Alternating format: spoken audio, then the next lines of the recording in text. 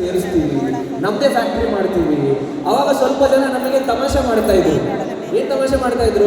ನಿಮ್ಮದೇ ಫ್ಯಾಕ್ಟ್ರಿ, ಆಮೇಲೆ ನಿಮ್ಮದೇ ಗಾಡಿ ತರ್ತೀರಾ, ನಿಮ್ಮದೇ ಲಾಜಿಸ್ಟಿಕ್, ಅದಕ್ಕೆ ಡ್ರೈವರು ನಿಮ್ಮದೇ, ಎಲ್ಲನೂ ನಿಮ್ಮದೇ, ಎಲ್ಲನೂ ನೀವೇ ಮಾಡಿಬಿಟ್ರೆ ಬೇರೆಯವ್ರು ಏನು ಮಾಡ್ತಾರೆ ಅಂತ ನಮ್ಮನ್ನ ವ್ಯಂಗ್ಯವಾಗಿ ಏನು ಹೇಳ್ತಾ ಇದ್ದೀವಿ ನೋಡಿ ನಗಾಡ್ತಾ ಇರುವಂಥ ಪರಿಸ್ಥಿತಿ. ಆದರೆ ನಗಾಡಿರೋರು ಇವತ್ತು ನಗಾಡ್ತಾನೆ ಇದ್ದಾರೆ. ಬಟ್ ಆದರೆ ನಾವೇನು ಆ ಕನಸನ್ನು ತಗೊಂಡಿದ್ವಿ, ಆ ಮಾತನ್ನು ಹೇಳಿದ್ವಿ, ಅದಕ್ಕೋಸ್ಕರ ಹಗಲಿರಲು ಪರಿಶ್ರಮ ಪಟ್ಟಿದ್ದೀವಿ. ಆ್ಯಂಡ್ ಇದೇನು ಇವತ್ತು ಸ್ಟಾರ್ಟ್ ಆಗಿದೆ, ಇದೇನು ದೊಡ್ಡ ಅಚೀವ್ಮೆಂಟ್ ಅಂತ ನಾನು ಬಿಲೀವ್ ಮಾಡ್ತಾ ಇಲ್ಲ. ಇದು ನಮ್ಮ ಕನಸಿನ 1% ಕೂಡ ಅಲ್ಲ.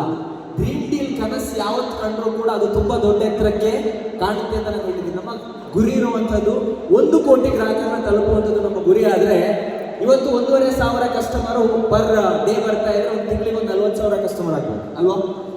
ಇನ್ನು ನಮ್ಮ ಗುರಿ 2026-27 ಒಳಗಡೆ ಪ್ರತಿದಿನ 5,000 ಕಸ್ಟಮರ್ ಸಂಸ್ಥೆಗೆ ಏನಾಗಬೇಕು, ಗ್ರಾಹಕರಾಗಿ ಬರಬೇಕು. ಒಂದು ತಿಂಗಳಿಗೆ ಎಷ್ಟಾಗುತ್ತೆ? 1.5 ಲಕ್ಷ ಕಸ್ಟಮರು. ಸೊ ಒಂದು ವರ್ಷಕ್ಕೆ ನಂತರ 15-20 ಲಕ್ಷ ಕಸ್ಟಮರ್ ಬರ್ತಾರೆ 2027ರಲ್ಲಿ. ಆದರೆ 2028 ಕೊನೆ ಆಗೋದ್ರ ಒಳಗಡೆ ತಿಂಗಳಿಗೆ ಒಂದು ದಿನಕ್ಕೆ 15,000-20,000 ಗ್ರಾಹಕರು ಕೂಡ ನಮ್ಮ ಪಾಲುದಾರ ಕಸ್ಟಮರ್ ಆಗುವಂಥ ಒಂದು ದಿನ ಬಂದೇ ಬರುತ್ತೆ. ಕರ್ನಾಟಕದ ಮೂಲೆ ಮೂಲೆಗೂ ಮಾತ್ರ ಅಲ್ಲ, ಇಲ್ಲಿ ತಯಾರಾಗುವಂಥ ಫರ್ನಿಚರ್ಸ್ನ ನಾವು ಈಗಾಗಲೇ 7 ರಾಜ್ಯದಲ್ಲಿ ಡ್ರೀಮ್ ಡೀಲ್ನ ಪ್ರೆಸೆನ್ಸ್ ಇದೆ.